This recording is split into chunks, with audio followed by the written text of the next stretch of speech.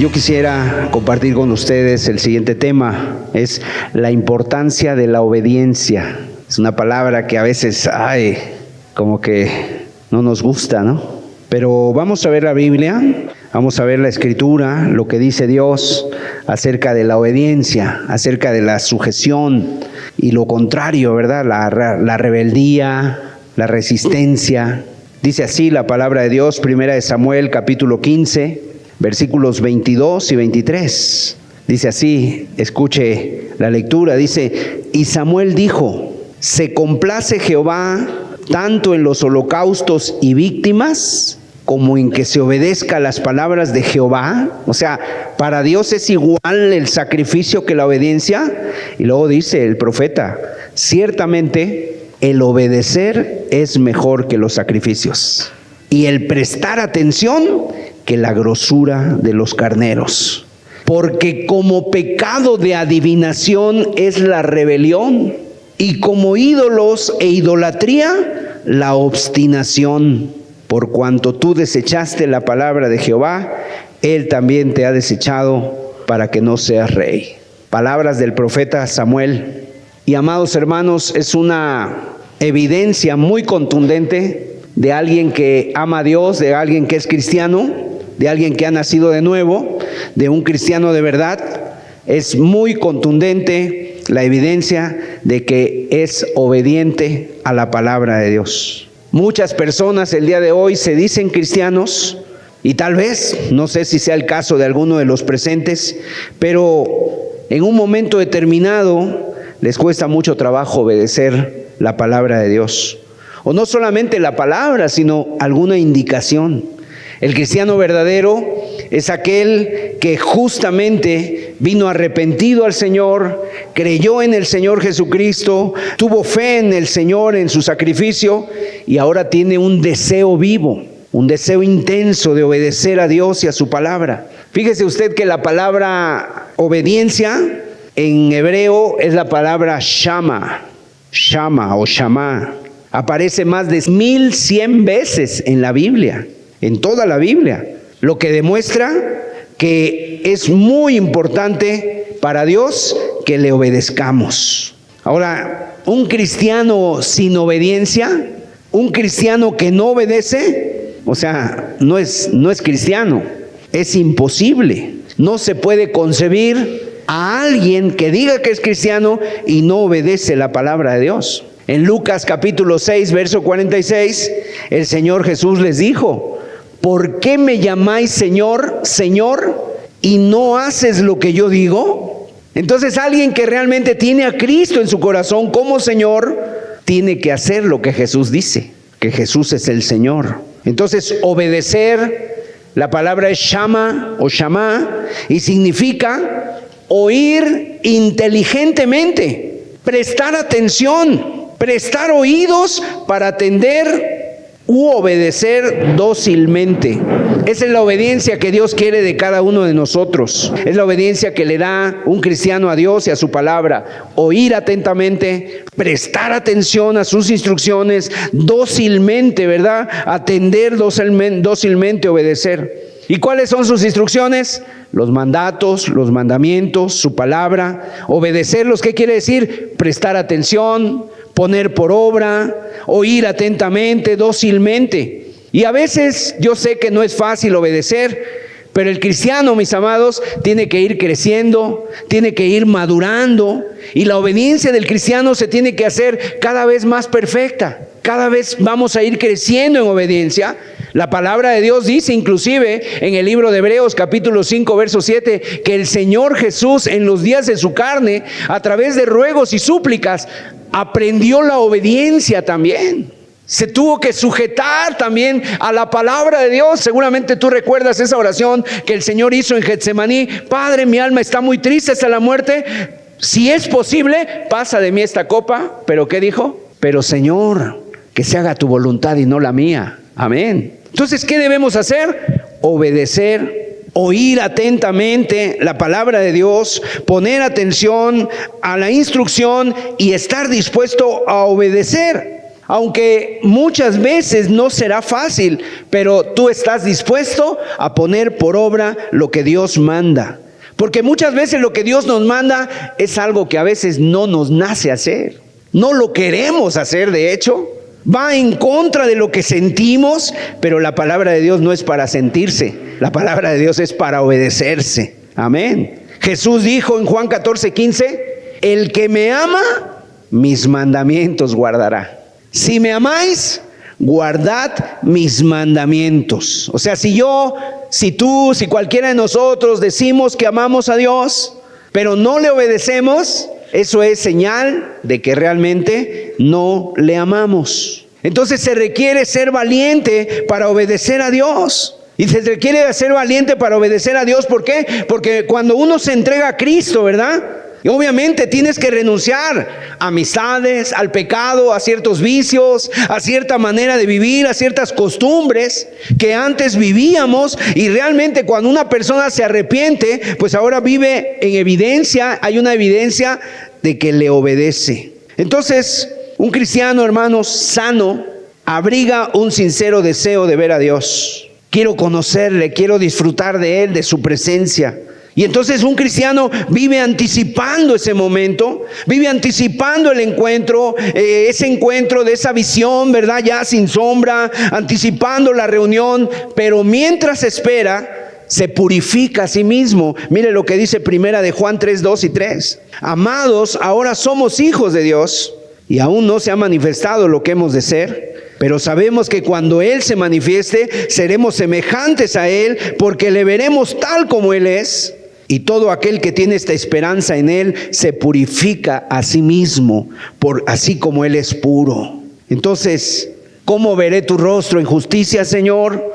¿Cómo veré tu rostro? Y esa esperanza de ver al Señor hace que el cristiano se siga purificando, se siga limpiando, quiera más, cada vez obedecer más al Señor de manera más perfecta, de manera más clara. Pregunta, mis amados, ¿deseamos ver a Dios? Alguien puede decir amén, ¿verdad? O sea, tu corazón entonces tiene que estar deseoso de purificarse. Jesús está diciéndonos en esta tarde, ¿quieren ser mis amigos?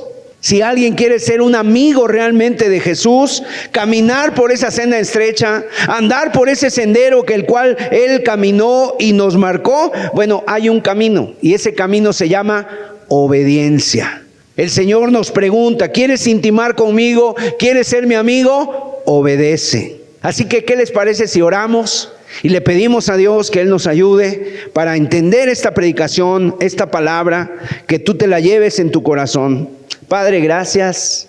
Nos encontramos con tu palabra, Señor, hoy y queremos estar expectantes, estar abiertos, estar sensibles y ser humildes para lo que tú nos quieres enseñar. Padre, yo sé que es un tema difícil, pues todos batallamos muchas veces, de alguna u otra manera, con la rebeldía, con la resistencia.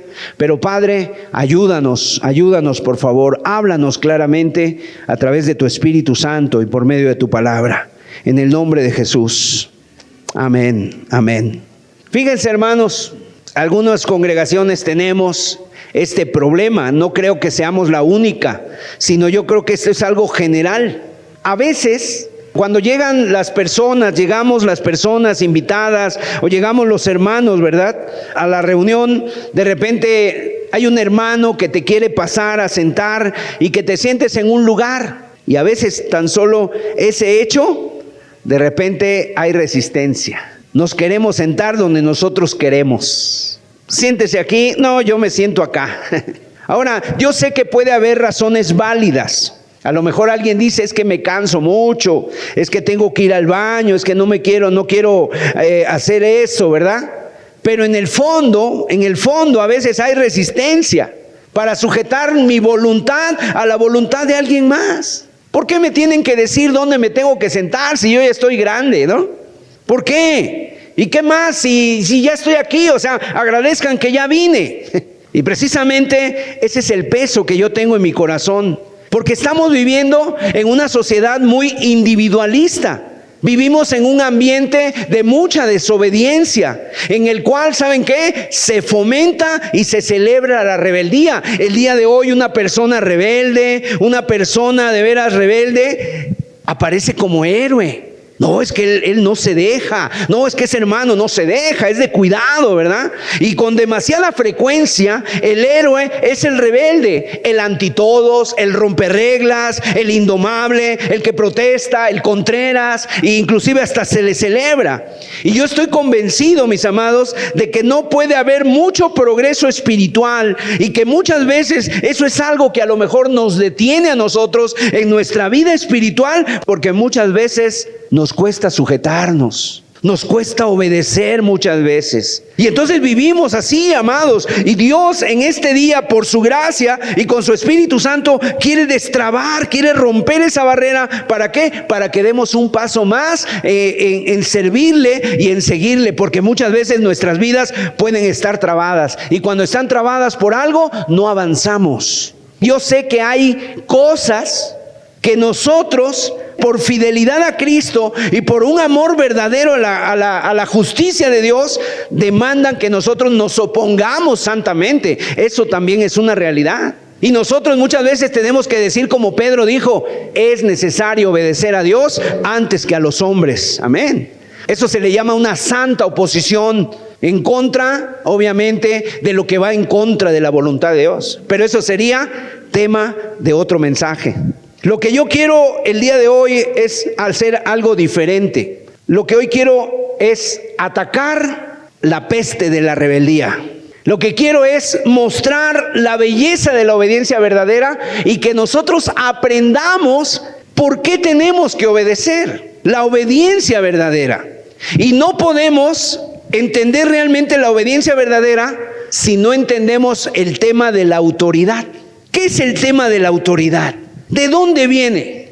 ¿Hasta dónde sí y hasta dónde no? Y yo creo que el Señor en esta tarde nos ha convocado, mis amados, a que seamos mansos, a que seamos humildes, a que seamos dóciles, ¿verdad? Y a que tengamos una actitud de verdadera humildad. Y entonces vamos a estar abriendo la palabra de Dios y vamos a ver lo que dice la Escritura. Y mire, vamos a basarnos en dos textos. Vamos a ver muchos textos, pero en dos textos vamos a avanzar en este pasaje de la autoridad. Romanos capítulo 13, versículos 1 y 2. Dice así: sométase toda persona a las autoridades superiores, porque no hay autoridad sino de parte de Dios, y las que hay por Dios han sido establecidas. De modo que quien se opone a la autoridad, a lo establecido por Dios resiste, y los que resisten acarrean condenación para sí mismos. Este pasaje fue escrito por el apóstol Pablo a los romanos, y Roma era la capital del imperio romano. Ahí en Roma estaba el César, ¿verdad?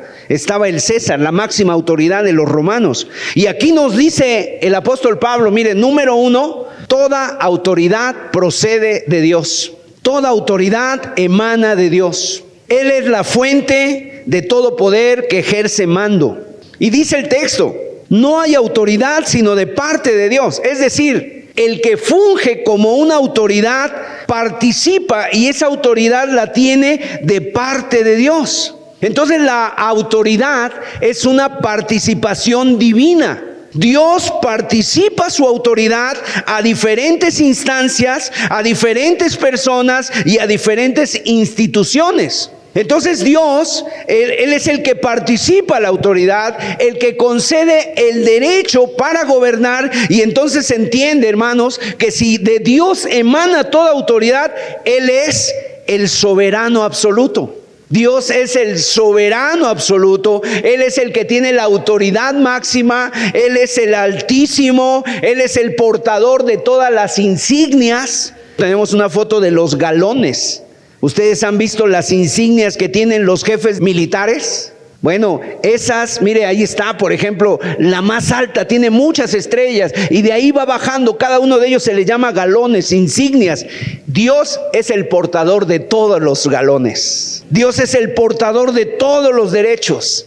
Él es el jefe de jefes de las Fuerzas Armadas, de todo. Él tiene toda autoridad. Ahora mire lo que dice el apóstol Pablo. Precisamente Pablo en 1 Timoteo 6:15 le atribuye a Dios esos títulos. Dice así 1 Timoteo 6:15, la cual a su tiempo mostrará el bienaventurado y solo soberano, Rey de reyes y Señor de señores. Y luego el verso 16, el único que tiene inmortalidad, que habita en luz inaccesible, a quien ninguno de los hombres ha visto ni puede ver, al cual sea la honra y el imperio sempiterno. ¿Qué quiere decir imperio sempiterno? Que no tiene fin, que dura para siempre. Amén. Entonces Dios es el soberano absoluto, Rey de reyes, Señor de señores. Sobre un alto gobierna otro más alto, y por encima del más alto está el Altísimo, el Dios Todopoderoso.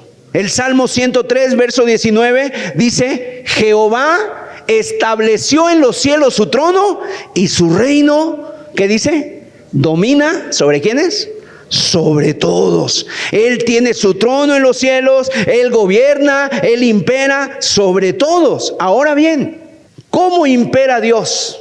¿Cómo Dios gobierna? Bueno, ¿cómo lo hace? ¿Cómo ejerce su dominio Dios en el mundo? ¿Cómo lo hace? Número uno, Él ha establecido leyes naturales que regulan el curso de la naturaleza. Por ejemplo, Él creó la ley de la gravedad. Él hace que el sol, la lumbrera mayor, alumbre en el día, la lumbrera menor alumbre en la noche. Él creó todas las cosas y Él es el que regula. Le ha puesto leyes naturales. Aquí a nosotros nos dio estaciones, ¿verdad? Ahorita estamos en invierno y obviamente aquí nos ha tocado un clima pues más cálido, más favorable. Pero ahorita ya en los Estados Unidos están cayendo unas tormentas impresionantes de nieve por todos lados. En segundo lugar, por otra parte, Dios, sobre las distintas esferas, Él establece autoridades y les delega una parte de su autoridad, una parte parcial, limitada, pero es una autoridad legítima. Lo repito de nuevo, miren, el Señor tiene autoridad absoluta, una autoridad que no tiene límites. Él reina sobre todos los ámbitos de la vida, sobre el cosmos, sobre el universo, sobre la ciudad, sobre la familia y sobre la iglesia. Pero Dios establece delegados. Él establece a sus representantes y a ellos también les da galones, les da insignias también a sus representantes. Obviamente, autoridad parcial para que le representen en las distintas instancias. Él ha llenado, por ejemplo, su mundo de relaciones de autoridad y de subordinación. Y Dios es el que dispone rangos. Por ejemplo, en el ámbito social, ¿quién es el delegado de Dios? El Estado. El gobierno. Dios establece el Estado y le da derecho para ordenar los asuntos cívicos. El Estado, el gobierno, no es simplemente una estructura que los hombres se han ideado a sí mismos para poder vivir en comunidad, no. El Estado no es así, ni tampoco es un contrato social con el consentimiento de los gobernados y todos votamos para que quede un presidente o para que quede este o aquel. No, no es la voluntad de la mayoría. Las autoridades, dice ahí la Escritura, son puestos de parte de Dios. Romanos capítulo 13, verso 3 y 4. Dice ahí la Escritura, porque los magistrados no están para infundir temor al que hace el bien, sino al malo. ¿Quieres pues no temer a la autoridad? Haz lo bueno y tendrás alabanza de ella. Tome mucha atención el verso 4. Porque es ¿qué? Servidor de Dios para tu bien. Pero si haces lo malo, teme, porque no en vano lleva la espada, pues es servidor de Dios, vengador para castigar al que hace lo malo. Las autoridades han sido puestas de parte de Dios, son delegados de Dios para gobernar. Él gobierna sobre todo, pero Él delega autoridad, y en este caso para las cosas cívicas, las cosas sociales, al gobierno. Y la palabra le llama aquí, es servidor, es diácono. O sea que el gobierno es un diácono divino. Es un delegado de Dios, es un encargado de Dios. El Estado y el gobierno político no es un arreglo humano, es una disposición divina. Y el Estado tiene una delegación del cielo. El Estado y los gobiernos responden a la mente de Dios, es parte del diseño de Dios y es un arreglo dentro de la economía de Dios para gobernar el mundo que Él ha creado. Entonces, mis amados, el gobierno, la presidenta, en este caso el presidente de la República, los jueces, los magistrados, el policía que guarda el tráfico, ¿verdad? El maestro en el aula, el jefe en la fábrica, el funcionario de Hacienda, fungen como una autoridad que emana de Dios. Y voy a decir algo más, mis amados. Independientemente de cómo realicen su función, ellos llevan insignias, llevan galones. ¿Y por qué llevan insignias? ¿Por qué llevan galones? Porque Dios se los ha puesto. Por cierto, ¿sabes tú que cuando el apóstol Pablo escribió esa carta a los romanos que les dice que toda autoridad emana de Dios, ¿sabes tú quiénes eran en los días de Pablo los que estaban gobernando? Por lo menos hubo 3, hubo muchos Césares. Uno de ellos fue Calígula, el otro fue Claudio César y el tercero fue Nerón. O sea, ¿quiénes eran ellos? Hombres abusadores de su autoridad. Eran gente mala, gente perversa, gente retorcida. Por ejemplo, Calígula nombró a su caballo, lo nombró senador. Imagínense ustedes. Nerón mandó quemar la ciudad de Roma y después acusó a los cristianos de que ellos habían sido los culpables y hizo arder a los cristianos en las aceras de Roma para alumbrar las calles. Les untaba de brea y los encendía. Y Pablo dice que no hay ninguna autoridad sino de parte de Dios, y las que hay por él han sido establecidas. ¿Te acuerdas cuando Jesús se encontró con Poncio Pilatos? Poncio Pilatos era el gobernador, era el enviado de Roma para gobernar ahí Jerusalén en los días de Cristo. Cuando el apóstol Juan narra este momento, dice que entró Pilato en el pretorio y de repente ve a Jesús y le dice: ¿quién eres tú? Porque Pilato, mira, estaba como descolocado. Su esposa le estaba diciendo: no te metas con ese hombre, he soñado de él, con él, ¿verdad? Y la gente le decía: mátalo, y por otro le decían: es inocente. Y él estaba así entre la espada y la pared, y entonces va y le dice a Jesús: ¿quién eres tú? Juan 19, verso 9. Y entró otra vez en el pretorio y dijo a Jesús, está hablando de Pilato: ¿de dónde eres tú? Mas Jesús no le dio respuesta. Entonces le dijo Pilato, verso 10: ¿a mí no me hablas? ¿No sabes que tengo autoridad para crucificarte y que tengo autoridad para soltarte? Respondió Jesús: ninguna autoridad tendrías contra mí si no te fuese dada de arriba. Por tanto, el que a ti me ha entregado, mayor pecado tiene. ¿Qué le dijo Pilato, verdad? ¿A mí no me hablas? ¿No sabes tú con quién estás hablando? ¿No sabes tú que si yo hago mi pulgar hacia arriba tú vives, y si yo hago mi pulgar hacia abajo te mando a la tumba? ¿No sabes eso? Y Jesús le dice: si tú en algún momento, ¿verdad?, la autoridad que tienes te ha sido dada de arriba. Reconoce Jesús que esa autoridad que tiene Pilato es de arriba. Jesús no le dice: mira, si tenías autoridad, ahorita ya la estás perdiendo, ¿verdad? No lo amenaza, no le dice, tampoco, mis amados, le dice cualquier cosa, sino que en ese momento Jesús reconoce que Pilato tiene autoridad y que la autoridad que él tiene le es dada de arriba. La autoridad que esa persona tenía era una autoridad de Dios. Y tenía autoridad política sobre Jesús, sí. Pilato es el gobernador, Jesús es el gobernado, tiene autoridad. Ahora, ¿cómo nos gobierna Dios, mis amados? Bueno, aquí estamos viendo a través de las instancias diferentes, nos gobierna por medio de su diácono, el Estado, el gobierno, por medio de su servidor, el Estado, el gobierno y sus instituciones. Y en el ámbito de la familia, también Dios tiene sus delegados. En el ámbito de la familia, Dios ha colocado relaciones de autoridad y subordinación. También en la familia hay rangos. Los gobernantes actúan con legítima autoridad para ordenar la ciudad, para ordenar la nación. Pero en la casa, cuando se trata de nuestra familia, ¿sabes quiénes son los que tienen autoridad? Los padres. Los padres son los que llevan el timón cuando se trata del hogar. Efesios capítulo 6, verso 1. Es decir, dice así el texto: hijos, obedeced en el Señor a vuestros padres, porque esto es justo. Esto es lo correcto, dice, esto es lo justo, lo que se ajusta a la mente de Dios, lo que se ajusta al diseño de Dios. Entonces, mis amados, tomen mucha atención en esto, porque los padres no mandan por ser mayores, los padres no mandan por ser más fuertes, no mandan por ser más sabios o no mandan por tener más experiencia. Los padres gobiernan por mandato del cielo, porque así lo ha querido Dios y porque Dios así lo ha dispuesto. Cada padre que está aquí presente ha recibido un nombramiento divino. Un nombramiento, por cierto, al cual no puedes renunciar como padre. Los padres en el hogar son los representantes de Dios, lo hagan bien o lo hagan mal. Si lo hacen bien, recibirán recompensa. Si lo hacen mal, recibirán su castigo. O sea, a Dios le vas a dar cuentas. Pero lo hagan como lo hagan, los padres son representantes de Dios en el hogar. Y todavía más, dentro del ámbito familiar,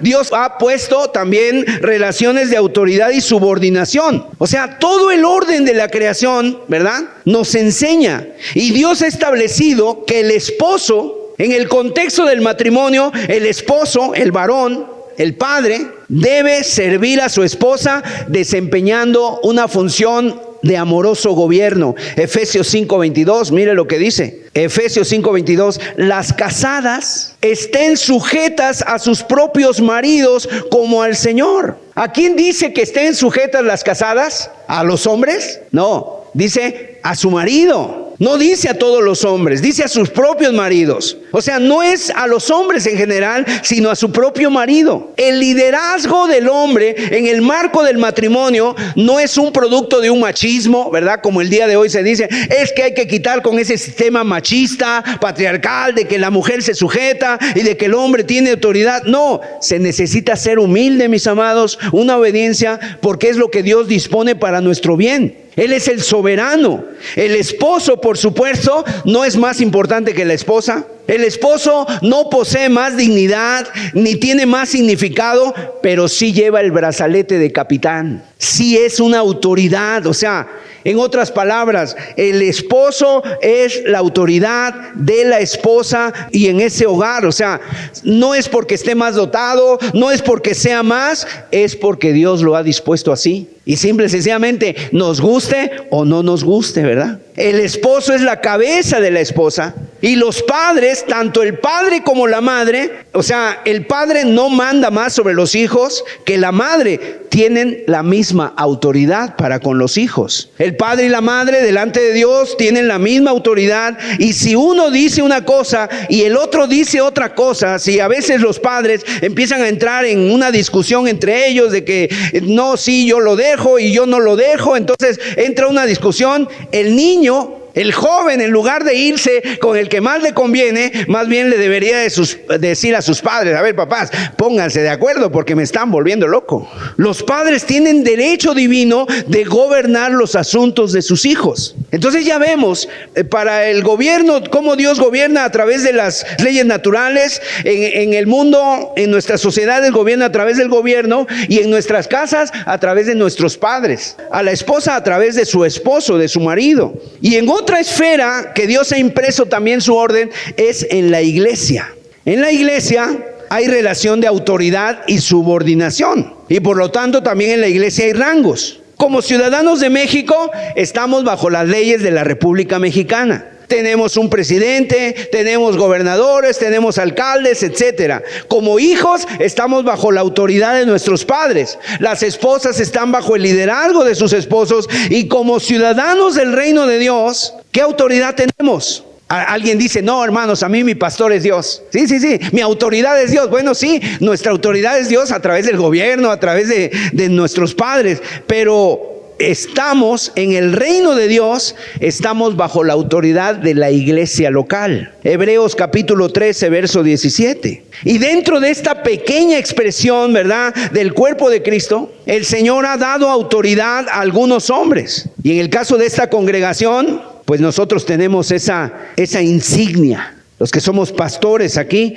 para desempeñar ese rol de gobierno. Dice la Escritura, Hebreos capítulo 13, verso 17, obedeced a vuestros pastores y sujetaos a ellos, porque ellos velan por vuestras almas, como quienes han de dar cuenta, para que lo hagan con alegría y no quejándose, porque esto no os es provechoso. Y en la Biblia se le llama de tres maneras a los pastores. La primera es pastores, y los pastores son siervos del Señor. Pastor tiene que ver con el cuidado, la alimentación del rebaño de Dios. En otras partes se les llama ancianos. Es lo mismo, anciano, pastor, y hay un tercer título, obispos. La palabra obispos es episcopos. Entonces, el pastor alimenta, el anciano guía y el obispo es un sobrevedor, como un supervisor. No está hablando de tres tipos de personas, está hablando de una sola persona, bueno, y que tiene, esa es la labor de los pastores en la iglesia. El pastor enfatiza la tarea de alimentar, el anciano la tarea de cuidar y el obispo la tarea de velar, de proteger, tanto de peligros externos como internos. Así que básicamente la función de los pastores, obispos, ancianos, consiste en alimentar el rebaño de Dios con la palabra, en proteger al rebaño de amenazas internas y externas y de encaminarlo en los propósitos de Dios, de guiar al rebaño hacia Dios. Esa es básicamente la tarea. ¿Y la iglesia qué tiene que hacer? La iglesia tiene la responsabilidad, tiene la obligación impuesta por Dios de oír, de recibir y de ceder. Y la palabra que utiliza Dios es la palabra sujetaos. La palabra sujetaos, y una mejor traducción sería someteos, someternos. Tiene que ver con el ceder, tiene que ver con poner tu voluntad en armonía con la voluntad de otra. La iglesia tiene la obligación de oír, de recibir, de ceder, de conformarse, de acatar y de conducirse, dejarse conducir por los pastores. Los pastores hemos recibido el encargo de Dios de desempeñar esa función. Yo tengo esa autoridad para poder liderar, pero al mismo tiempo yo estoy bajo una autoridad pastoral también.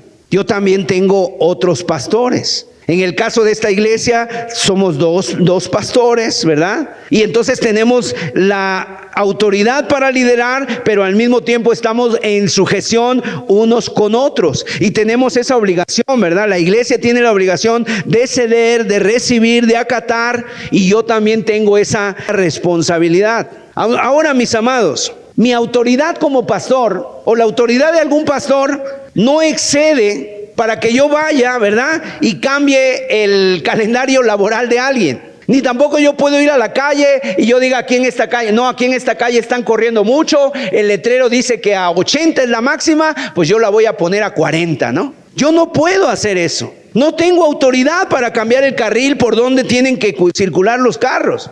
No tengo poder para cambiar el color de los semáforos. Esas cosas están supeditadas al gobierno.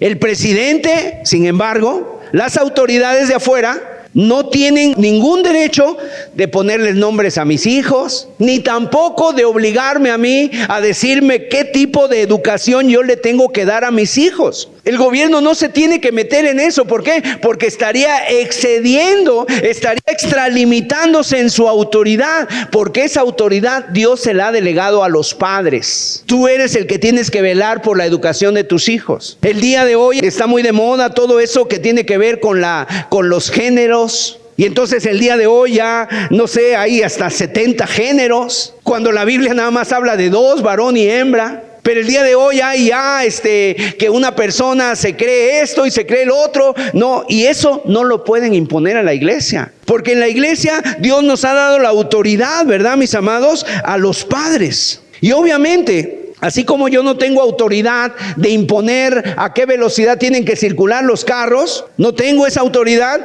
el Estado tampoco tiene autoridad para decirnos a nosotros qué debemos de hacer para educar a nuestros hijos. Ni tampoco tienen autoridad para decir, esta persona es bautizada y esta no puede ser bautizada, esta persona puede celebrar la cena o no puede celebrar la cena. Con todo respeto, nosotros le diríamos, ¿verdad?, pues que eso contradice la palabra de Dios, que es necesario obedecer a Dios antes que a los hombres. En el ámbito de la iglesia, nosotros no reconocemos ninguna autoridad más que la palabra de Dios y a Dios. Amén. Y nos sujetamos obviamente a las autoridades, pero cada autoridad está limitada en su ámbito. Y más allá de estas áreas donde Dios le da competencia, no puede exigir ninguna sujeción. O sea, tenemos capacidades, tenemos autoridad limitada. En la escuela, el alumno en el aula, en la escuela, detrás de la figura del profesor, debe ver a Dios. Porque es Dios el que le legó autoridad a esa persona, tiene la autoridad de Dios. Los estudiantes, ya sean en la universidad, en la preparatoria, en donde sea, detrás de la figura de los profesores está la autoridad de Dios. Y si el profesor te dice siéntate o apaga tu celular o pon atención,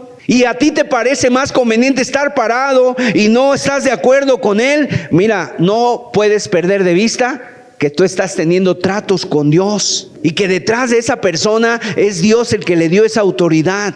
Y entonces debemos decir, como un día Jacob dijo, esta es la casa de Dios y yo no lo sabía. El Señor está aquí y yo no lo sabía.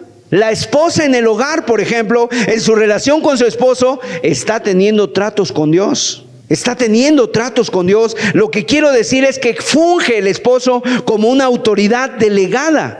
Y por lo tanto, mis amados, yo estoy convencido por eso de que esta palabra puede destrabar a personas que a veces tienen problemas en el área de la sujeción. Tienen problemas y han querido hacer de su hogar, de su matrimonio, algo que no está establecido por Dios o algo que la Biblia no dice. Y entonces hay problemas. Hay personas que posiblemente no avanzan en su vida espiritual y hacen como un cortocircuito porque ni siquiera son capaces de ver que viven o que están viviendo en rebeldía a los mandamientos de Dios. Porque este es el asunto, ¿verdad?, de la autoridad. En el asunto de la autoridad, tú puedes tomar tu Biblia, recorrerla desde el principio hasta el fin y vas a descubrir que el asunto de la autoridad, de la obediencia, es un asunto solemne y muy importante para Dios. La esposa en el hogar, los hijos en el hogar, nosotros como miembros de la iglesia debemos saber que Dios es el que está tratando con nosotros. Y ver, mis amados, que detrás de este mensajero frágil no es una autoridad mía, es autoridad que emana o que emana de Dios. Ahora quiero decirte, nadie somos autónomos, no existe esa autonomía. Todos estamos en una red de relaciones en las que somos llamados a la sumisión bíblica como a un sano ejercicio de autoridad. Imagínate, ¿no? Vamos a poner un ejemplo aquí de un hermano de la congregación. Cuando está en el hogar, ese hermano tiene la solemne responsabilidad de guiar, de educar a sus hijos, de darles ejemplo, de instruirlos en base a la palabra de Dios. Pero cuando ese hermano sale del hogar y se va al trabajo, ese mismo hermano que tenía autoridad en su casa, ahora está bajo sujeción de las autoridades civiles. Y se tiene que poner el cinturón de seguridad porque así lo marca la ley. Aunque le incomode, aunque sienta que le asfixia, ¿verdad? Aunque sienta que le arruga la camisa, se lo tiene que poner. ¿Por qué? Porque la autoridad lo ha impuesto. Ese hermano tiene que pagar sus impuestos. Ese hermano tiene que tirar la basura y yo no sé, ¿verdad? Si tiene que separar la basura en orgánica, inorgánica y hacer lo que dice la ley. Y cuando ese hermano llega a la iglesia, como discípulo de la iglesia, tiene el encargo de sujetarse al consejo pastoral, a la autoridad pastoral. Y como consejero, yo le doy como pastor de la iglesia mi consejo, obviamente, siempre y cuando sea respaldado por la Biblia. Cuando no, cuando el consejo que da el pastor no es respaldado por la Biblia, entonces se puede apelar. Se puede apelar, o sea, en perfecta pureza, se puede apelar en humildad y el hermano se tiene que sujetar a la autoridad que ejerce la congregación local. Ahora vamos a poner ese mismo ejemplo, pero digamos que ese hermano también es policía y yo soy el pastor en la iglesia, pero yo salgo a la vía pública y yo estoy bajo la autoridad de ese hermano. Cuando él viene a la iglesia, él está bajo mi autoridad, pero cuando yo estoy en la calle, yo estoy bajo su autoridad, porque él es policía. Y si él me detiene, yo me tengo que parar, porque él manda, él es la autoridad. Y yo no le puedo decir al hermano, a ver, un momento, hermano, acuérdate que yo soy tu pastor.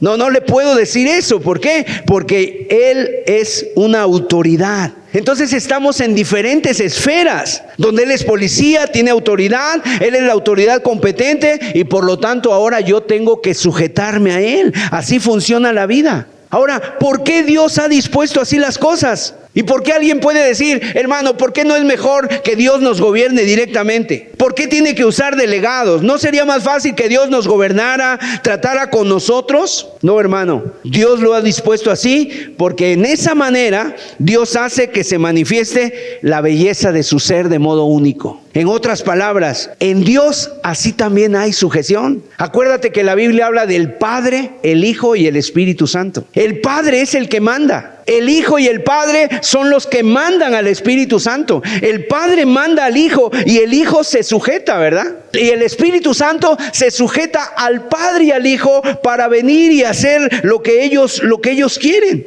Y el Padre no es más divino que el Hijo, el Padre no es más divino que el Espíritu, son uno. Pero viven en esa posición, amados, viven en esa posición de autoridad y de subordinación. Así también es Dios con nosotros. Dios, el Padre, manda a su Hijo, el Hijo obedece y se convierte en la complacencia del Padre, porque el Hijo, mis amados, hace lo que el Padre quiere. Y dice la Biblia, ¿verdad? Jesús varias ocasiones lo dijo: mi deleite es hacer la voluntad del que me envió. Y el Padre también dio testimonio de su Hijo diciendo: en Él es mi complacencia, Él es mi deleite. Y el Espíritu Santo fue enviado, dice: yo enviaré al Espíritu Santo, y el Espíritu Santo viene. Ahora pregunta: ¿qué disfrutará más Dios? ¿Gobernar o sujetarse? ¿Qué es lo que más disfruta Dios? ¿El enviar o ser enviado? Acuérdate que el Padre envió al Hijo y el Hijo obedeció. El Espíritu Santo es enviado por el Padre y el Hijo.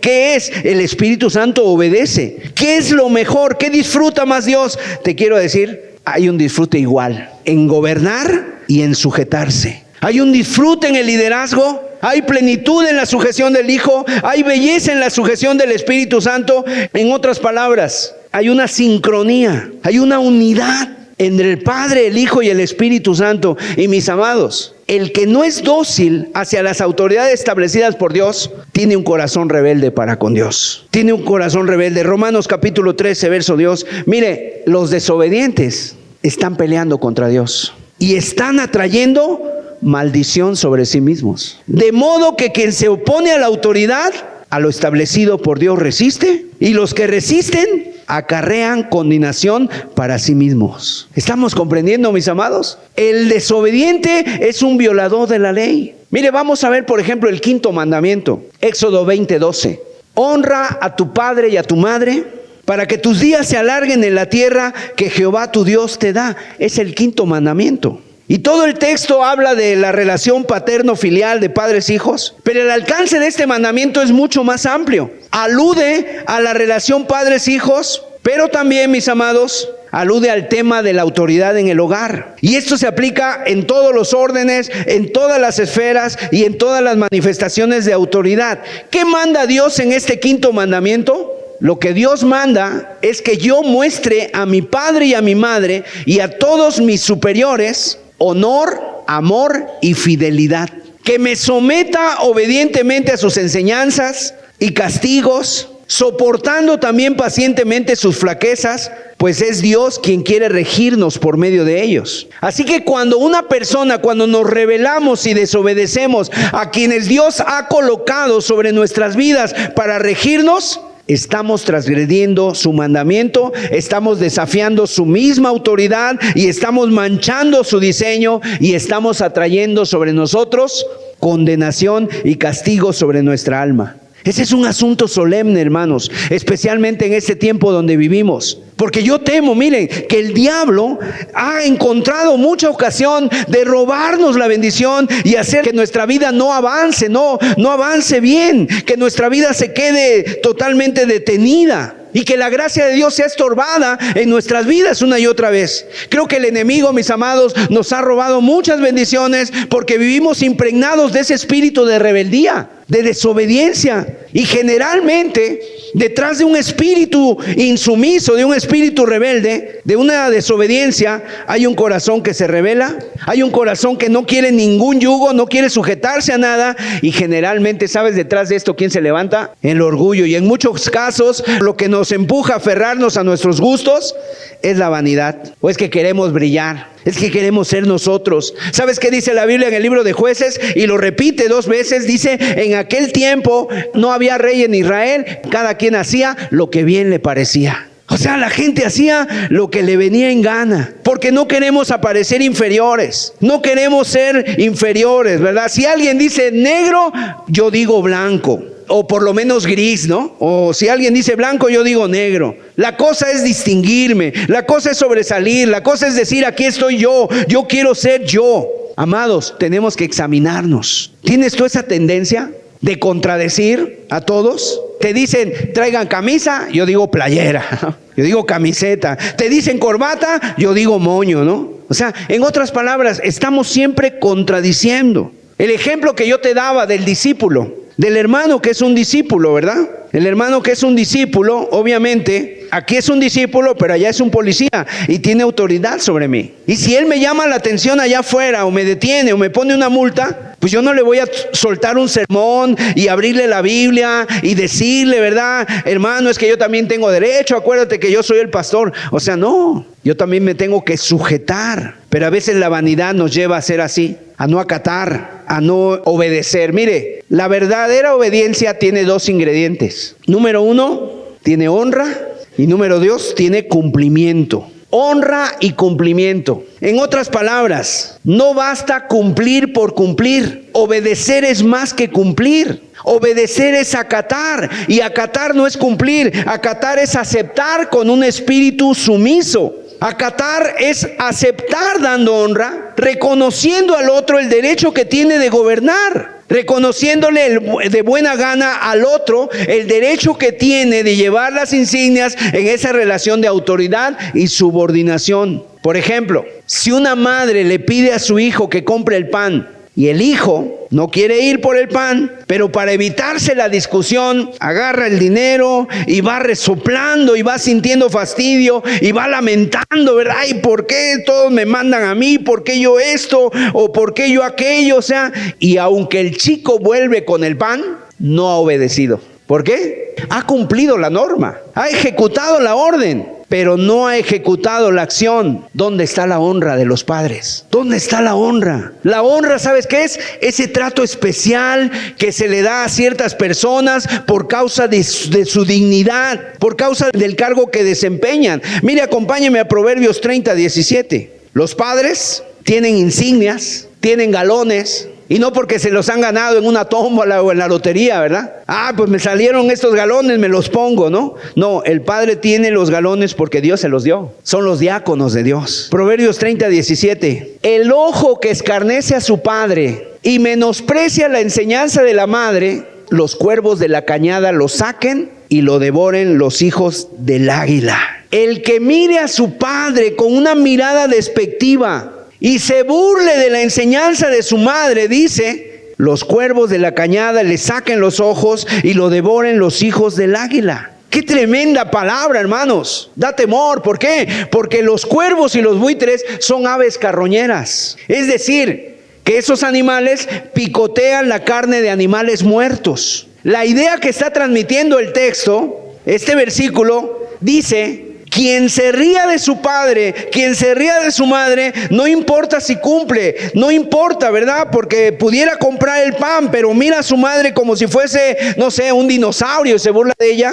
La persona que hace eso, aunque cumpla, pero no da el respeto, no da la honra, dice el texto, merece morir prematuramente y ser dejado tirado como carne de carroña para que se lo coman las aves carroñeras. Hermanos, a veces uno no se explica, pero ¿por qué hay personas, de veras, que nos tenemos que arrepentir porque cómo hemos tratado a nuestros padres? Y en un momento dado, tal vez hemos obedecido a regañadientes, ¿verdad? No les hemos dado la honra. La honra, no, es que no sabe el viejo. Es que está equivocado, es que es anticuado, es que él ya vivió y por eso me quiere a mí hacer la vida imposible. Y a veces, mis amados, tú ves vidas que cómo les está yendo mal. En una cultura del honor, la cultura judía, el no recibir sepultura era una de las afrentas más grandes que a uno le podía suceder. Que una persona muriera y dejarlo sin sepultura y fuera comida de las aves, eso era una afrenta muy grande. Mira lo que le dijo David a Goliat. Primera de Samuel 17:44,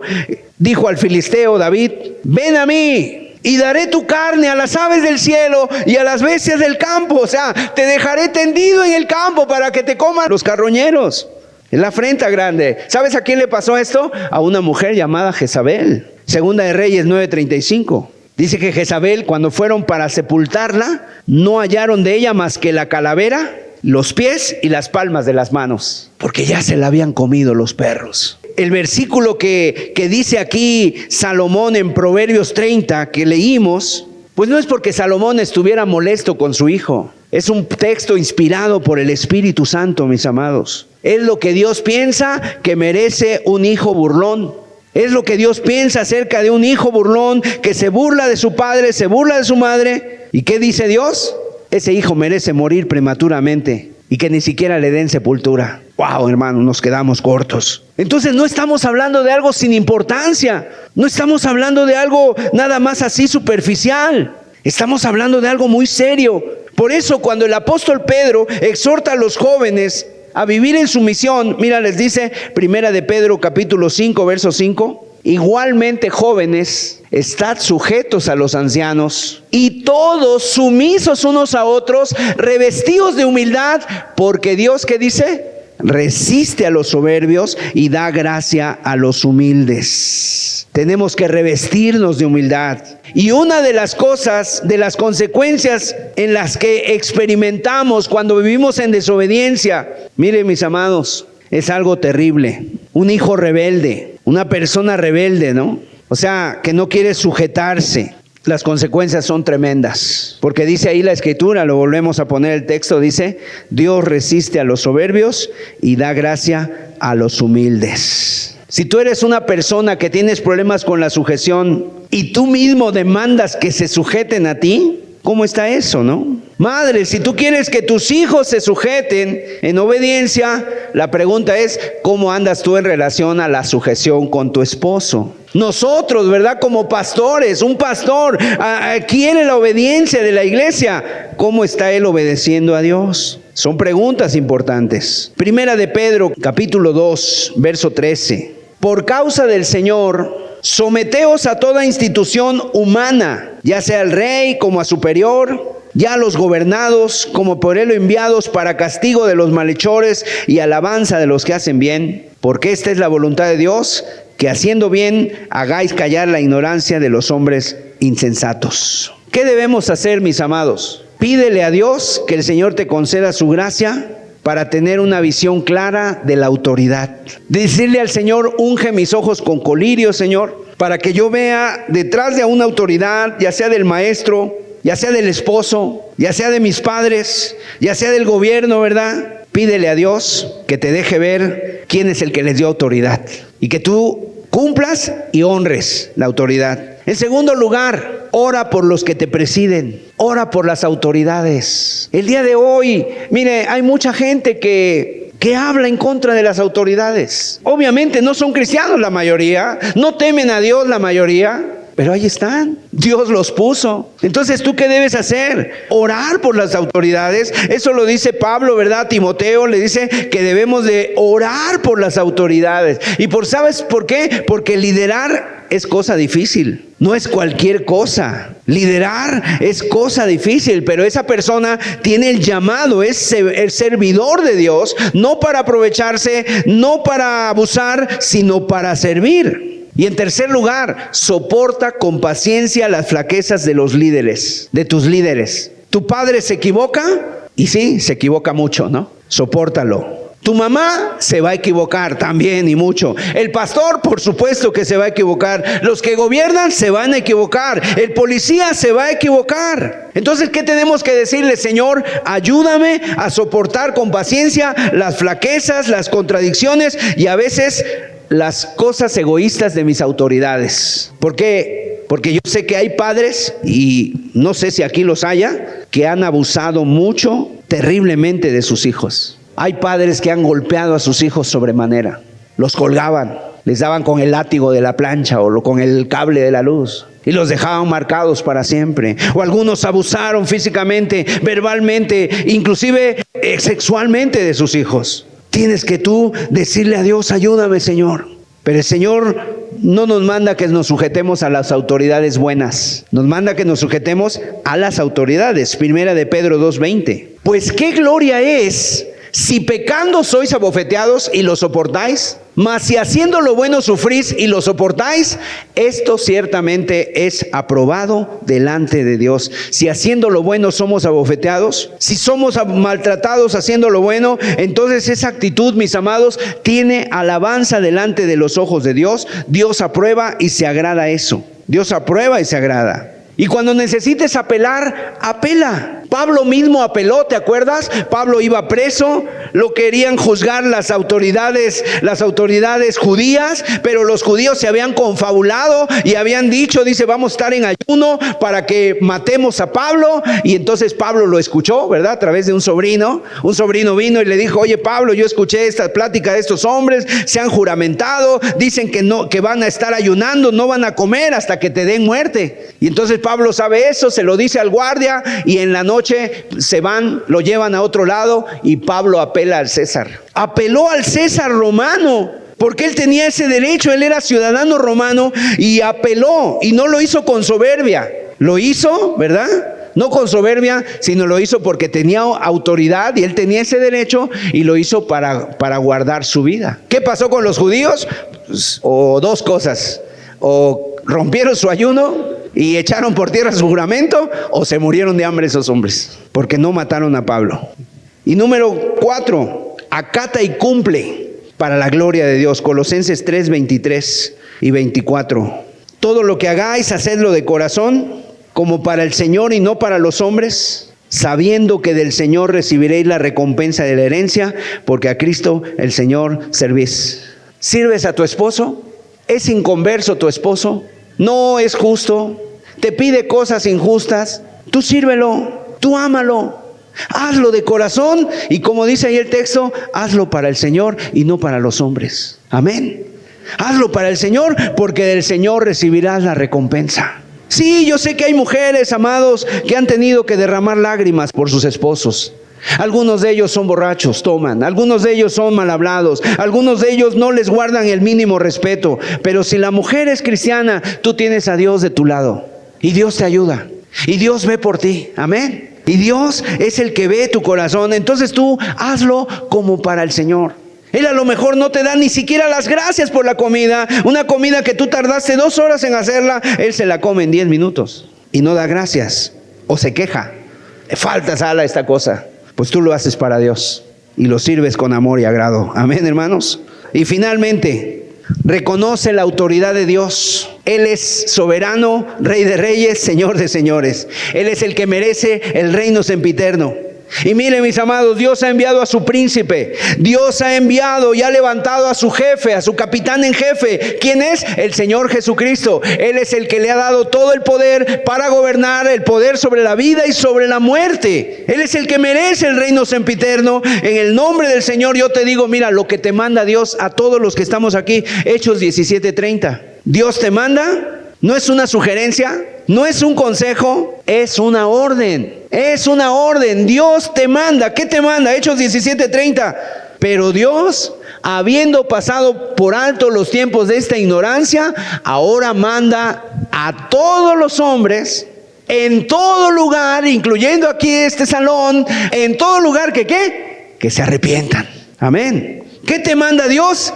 Que te arrepientas y que creas en el Evangelio y que pongas tu confianza en el Señor Jesucristo. Que confieses su nombre, ¿verdad? Que confieses su nombre como autoridad, como emperador supremo de tu vida y que rindas todo tu cuerpo, toda tu alma, todos tus sueños, todas tus esperanzas, todos tus planes, toda tu agenda, que lo rindas todo a los pies del Señor Jesucristo, porque la Biblia dice que a Él se doblará toda rodilla. Y toda lengua confesará que Jesucristo es el Señor para gloria de Dios. Ahora, ¿por qué nos tenemos que rendir a Él? Él es el que tiene el poder sobre la vida y la muerte. Él es el que se va a sentar en el trono para juzgarnos en el día final. Pero además Él es un buen Señor. Él murió por tus pecados. Es un Señor herido y traspasado que no puedes desconfiar de su señorío, porque Él tiene el cuerpo herido. Lo vas a ver que fue atravesado por nosotros. Él murió en la cruz por nosotros. Allá en el cielo está el Cordero de Dios que fue traspasado y fue molido por tus pecados.